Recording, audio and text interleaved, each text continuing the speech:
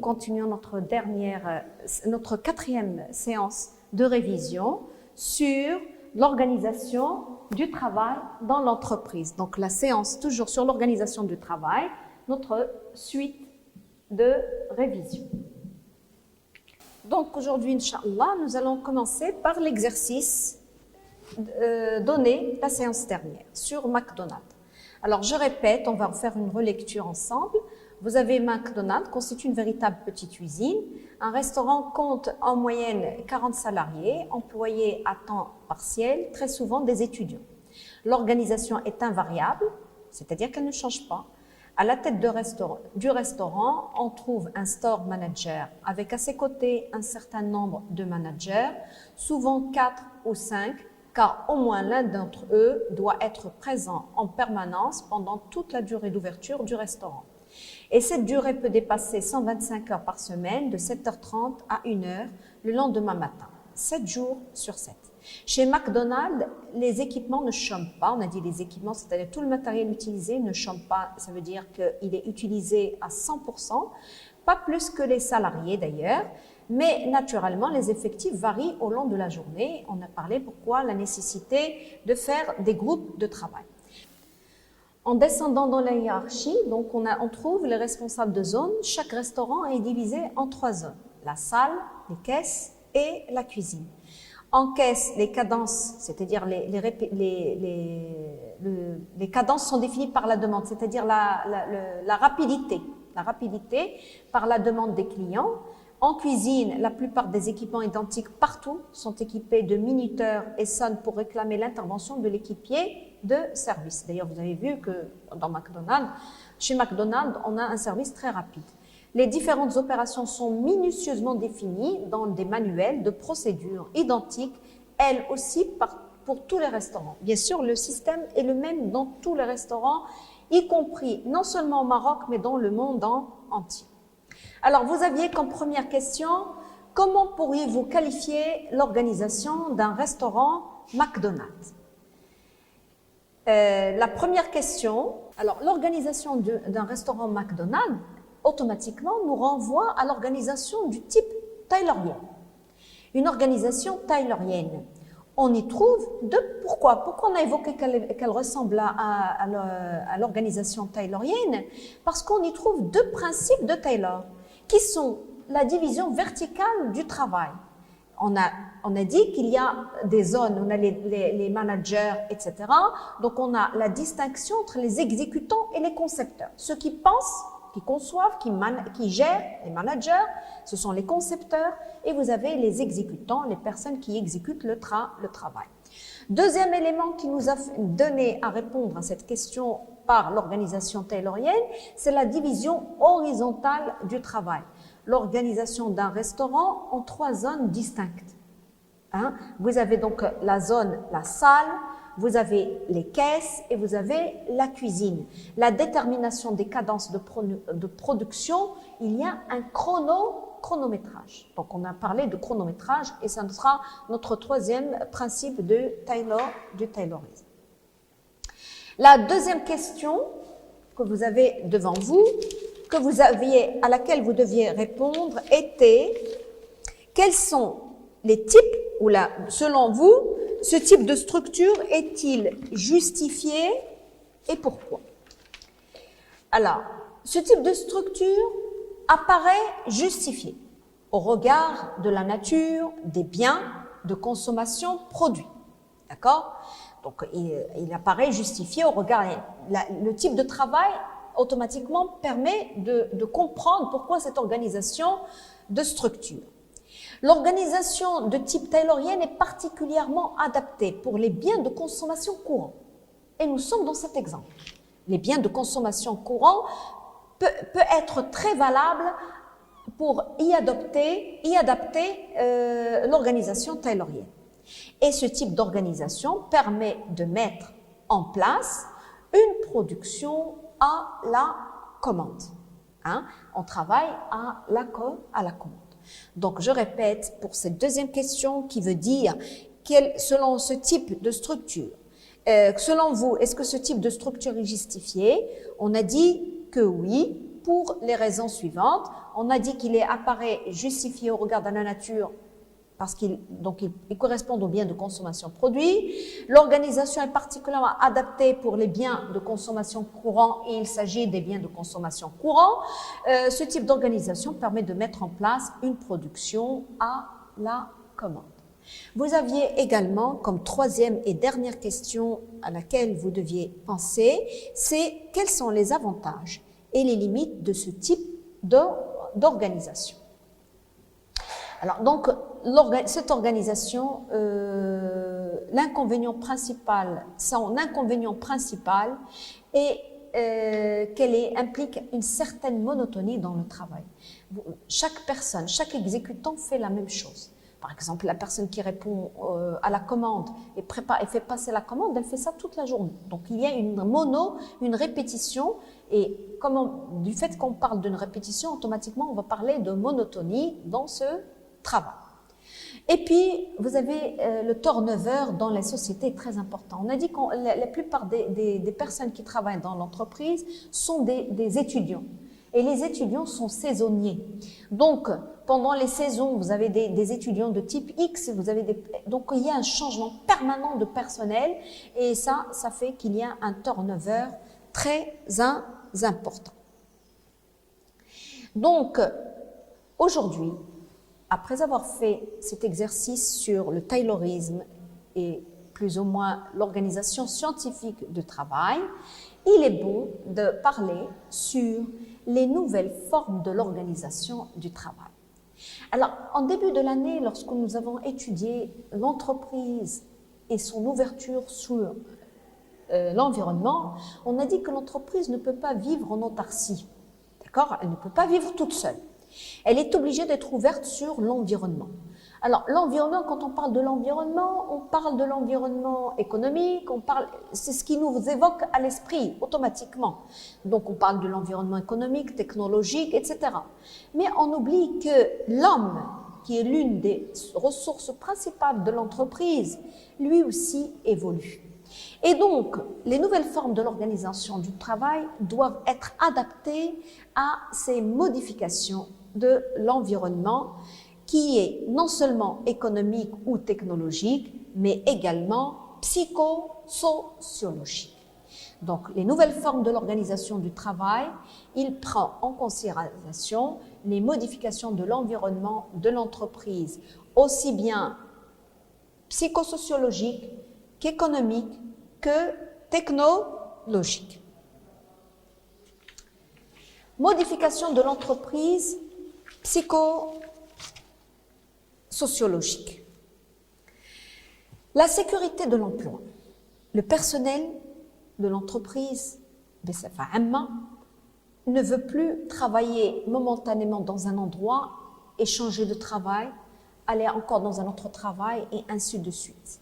Il aimerait bien avoir plus de sécurité dans son emploi. Donc, ça fait partie d'ailleurs des besoins de la pyramide de Maslow, notre deuxième phase de la pyramide, qui est la sécurité. D'accord? Donc, on cherche une sécurité de l'emploi. Deuxième élément, l'environnement psychosociologique nous mène au désir d'appartenance à un groupe de travail.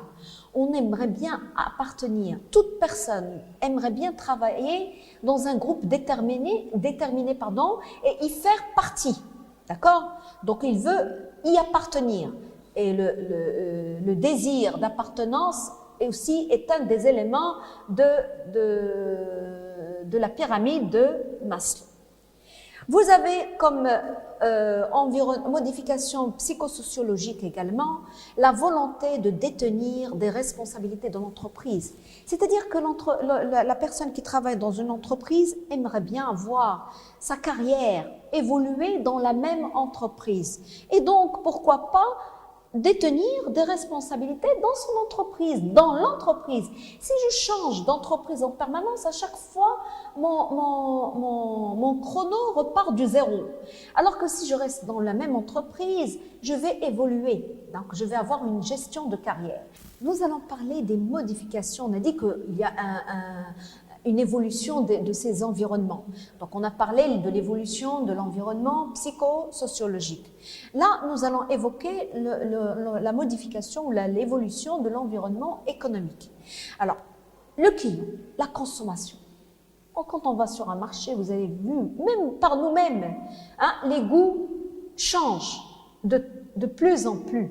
Hein. Aujourd'hui, on veut se comporter de telle manière ou utiliser tel produit. À l'arrivée d'un nouveau produit, nous voulons changer, nous passons à un autre produit, un autre style, etc. Donc, le client souhaite un produit personnalisé dans des délais très courts. Non seulement le client souhaite évoluer, mais en plus, il veut des produits personnalisés. Je ne veux plus que des produits standards. Hein? Je veux des produits personnalisés qui répondent, qui soient conformes à ma propre volonté, d'accord? Et dans des délais très précis. Le deuxième changement économique, c'est la nécessité d'une capacité d'adaptation rapide de l'outil de production des salariés. Il faut s'adapter rapidement à l'outil de production des salariés. Donc, il faut utiliser des formations pour le personnel afin qu'il s'adapte aux technologies nouvelles de production et cette capacité d'outils de production des salariés. Et bien sûr, ce changement techno-économique s'accorde mal avec la rigidité de l'organisation scientifique du travail. Nous avons devant nous l'organisation scientifique du travail dont on a cité pas mal d'inconvénients et de ce fait, on peut dire que l'organisation scientifique du travail est très rigide et donc l'environnement économique s'accorde mal, s'adapte mal à cette rigidité de l'organisation scientifique du travail. Donc nous avons évoqué jusqu'à présent les changements psychosociologiques, les changements économiques et enfin, nous allons évoquer les changements technologiques. L'environnement technologique, il est sans à vous cacher qu'il n'arrête pas de changer. Moi, je pense, d'ailleurs, le premier exemple que je vous ai donné ici, c'est les machines-outils à commande numérique. De plus en plus, l'homme fait moins d'efforts dans l'utilisation de ces machines. Tout est commandé, tout est à distance, tout est fait par commande numérique. Deuxième élément, la robotisation. De plus en plus, on utilise des robots. Les robots, la robotisation, malheureusement, nous pousse à diminuer le nombre d'êtres humains sur le travail, surtout dans le travail technique. Donc, les machines vont de plus en plus remplacer l'homme. Pas totalement, mais majoritairement. Majoritairement parce que l'homme reste obligatoire pour la supervision de ces machines. Et enfin, l'automatisation fréquente des moyens de production. Les moyens de production sont de plus en plus automatiques, donc on est obligé de s'y faire et l'organisation scientifique doit s'adapter. On ne peut pas, si on continue avec l'organisation scientifique, il n'y a pas présence du tout de cette fréquence des moyens de production et donc on est obligé de se fier aux évolutions de technologie. Donc nous avons vu jusqu'à présent les nouvelles adaptations, les modifications de l'environnement, les nouvelles formes de l'organisation. On a évoqué donc pourquoi les nouvelles formes, pourquoi? Parce que il y a des changements ou des modifications de l'environnement aussi bien psychosociologique, économique et technologique. Alors maintenant que nous avons vu les modifications de l'environnement de l'entreprise, il est bon à rappeler les nouveaux principes d'organisation du travail. Devant tous ces changements, comment vont devenir ces principes d'organisation du travail qui étaient appelés auparavant organisation scientifique de travail? Alors, le premier principe, les nouvelles formes de motivation du personnel. L'homme ne veut plus être un homme machine. L'homme veut être un homme humain. Et donc, l'homme humain a besoin de motivation. Tahfiz. hein, l'homme doit être motivé dans son travail. Il doit y avoir une bonne cohérence entre le personnel. Il doit y avoir une bonne communication dans l'entreprise. L'homme a le droit à l'écoute. L'homme a droit à donner son avis. Donc, on doit avoir des motivations. Je ne parle pas que d'une motivation matérielle qui sont le salaire et bien sûr qui sont très importantes, mais on parle des motivations psychologiques, notamment dans des bonnes relations. Je donne un titre d'exemple, écouter les problèmes du personnel, être aux dépens des problèmes du personnel et pour pouvoir trouver une solution avec eux. S'ils ont un besoin d'une formation, je réponds à leur formation, etc. Le deuxième principe de cette organisation est la recherche de flexibilité de la chaîne de production. Cette flexibilité de la chaîne de production, c'est quoi? C'est que la flexibilité, c'est-à-dire qu'il y a un changement de la chaîne de production et donc nous, on doit y répondre. Ce changement, cette flexibilité, on doit y répondre, d'accord? On doit la rechercher le plus possible. Troisième principe, la qualité. Si vous vous rappelez, dans le chronométrage, on cherche la rapidité, on veut le maximum. Et donc, on a vu que dans l'organisation scientifique du travail, l'inconvénient principal était la mauvaise qualité. Pourquoi? Parce qu'il y a une monotonie, il n'y a pas de motivation. Donc, automatiquement, on cherche à travailler le plus possible avec... Automatiquement, on ne peut pas travailler tout à la fois. Rapidité et qualité, c'est un peu difficile, surtout une rapidité de ce genre-là. Donc, automatiquement, on cherche la qualité. Il y a trop de concurrence. Pourquoi la qualité? Parce que nous avons trop de concurrence sur le marché et donc pour pouvoir maintenir ma place sur le marché, je suis obligée d'adopter une qualité permanente dans mon travail, même si je veille à avoir une rapidité dans le travail. Enfin, dernier principe d'organisation de cette nouvelle conception, c'est l'organisation de l'entreprise pilotée par l'aval. Par l'aval, c'est-à-dire par la demande, c'est-à-dire par la clientèle. Je dois répondre à la demande. Qu'est-ce qu'ils cherchent? Donc, on doit faire un diagnostic externe à l'entreprise et voir les vœux et désirs de l'environnement de l'entreprise et surtout du côté de la clientèle. Quels sont les nouveaux goûts et les nouveaux vœux de la clientèle? Voici donc les nouveaux principes d'organisation du travail qui sont les nouvelles formes de motivation du personnel, la recherche de flexibilité de la chaîne de production, la recherche de la qualité et l'organisation de l'entreprise pilotée par l'aval. Et je répète ce qu'on veut dire par l'aval, la demande, c'est-à-dire la clientèle. Donc, je disais, les nouvelles formes de changement, les formes de changement, les modifications de l'environnement. On a vu l'environnement psychosociologique, on a vu l'environnement économique et on a vu l'environnement technologique.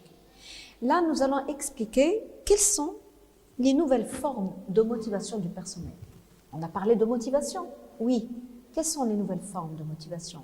Ce nouveau personnel, ce personnel qui est moi, vous et tout le monde actuellement, qu'est-ce qui nous motive? D'accord? Alors, les formes d'organisation du travail nées de la remise en cause du taylorisme, les tâches préalablement découpées dans l'OST sont regroupées pour réduire la répétition des gestes et donc la monotonie du travail. Rappelez-vous que dans l'organisation scientifique du travail, il y avait beaucoup de séparation, une division stricte du travail. Là, les nouvelles formes de motivation, c'est justement pour éviter ce problème de monotonie, d'absence, de turnover élevé.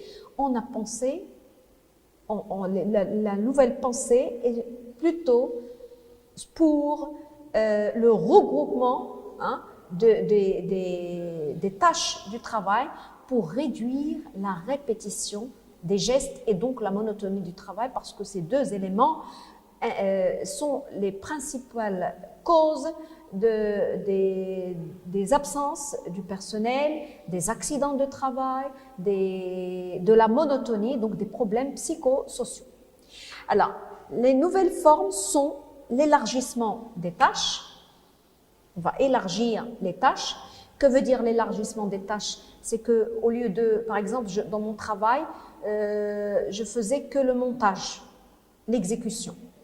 Il y avait une autre personne qui fait le contrôle.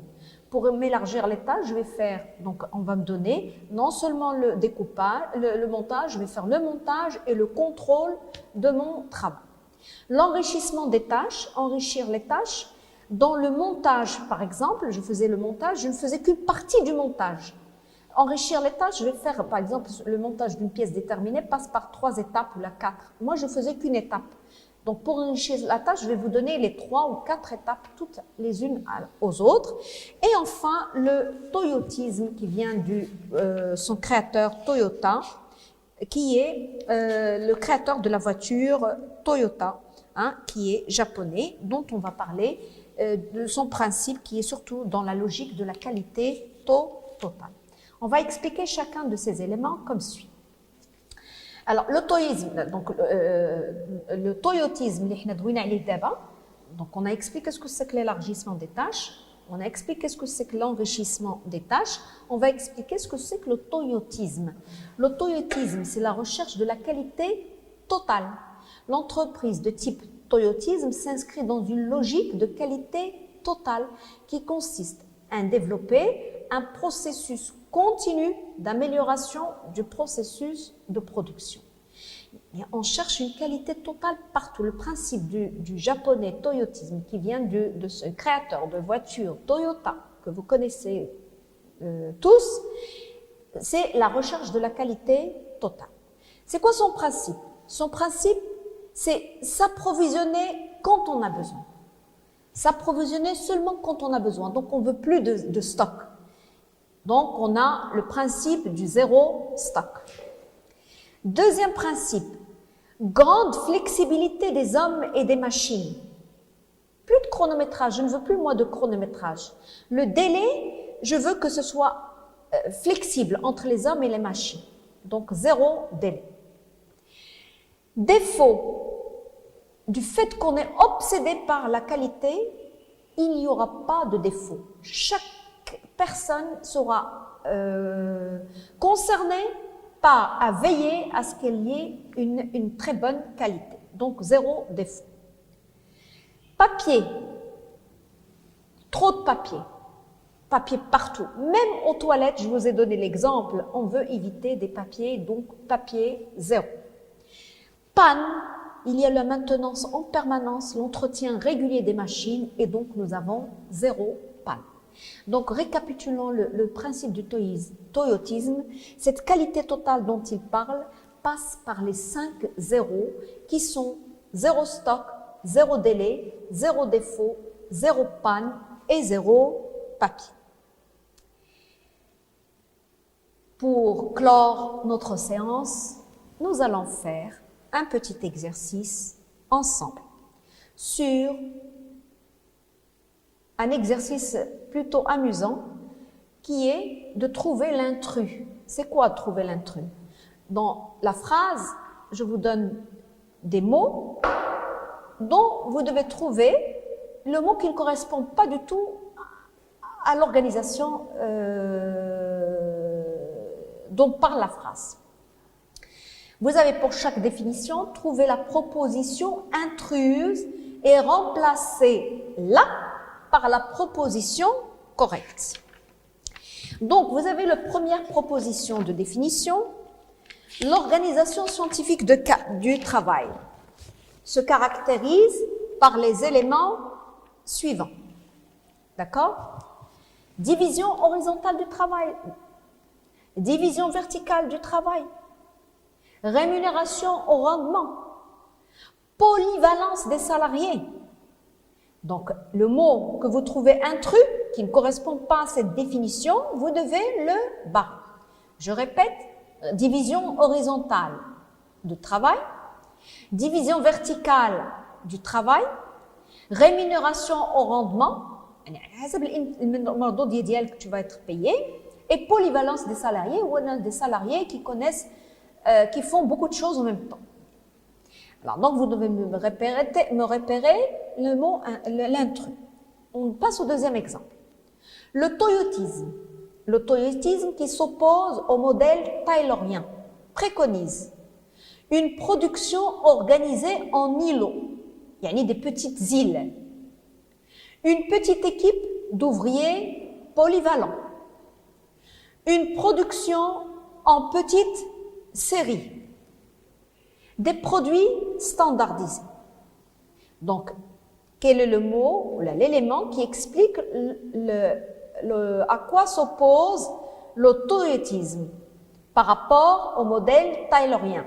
Est-ce que par la petite équipe d'ouvriers, par une production organisée en îlot, par une petite équipe d'ouvriers polyvalents, par une production en petite série ou par des produits standardisés?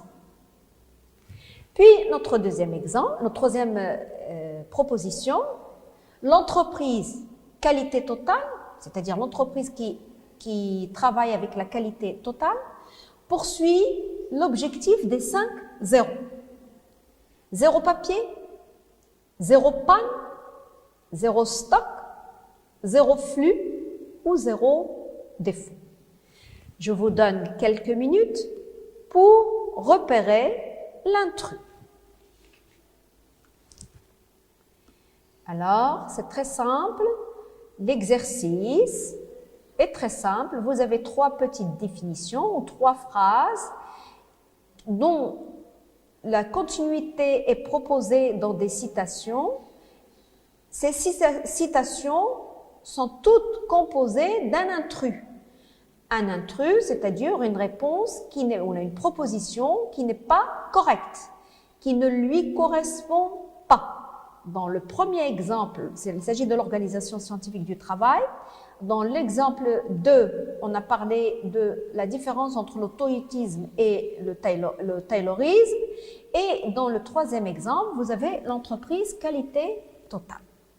Bien, je pense que tout le monde a pu repérer les intrus. On passe à la correction. Dans notre premier cas, je répète, l'organisation scientifique du travail se caractérise par les éléments suivants.